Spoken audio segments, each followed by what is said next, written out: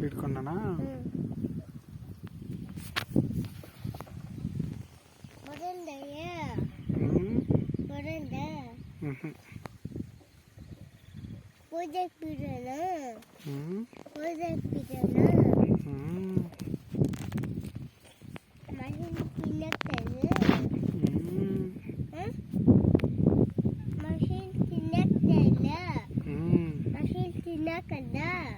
ತಿನ್ನಕಲ್ಲ.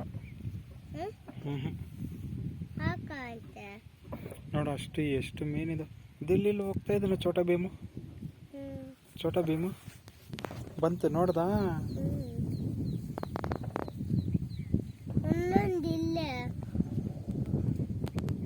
ಅಲ್ಲಿ ಹೋಗ್ತಾ ಇದೆ.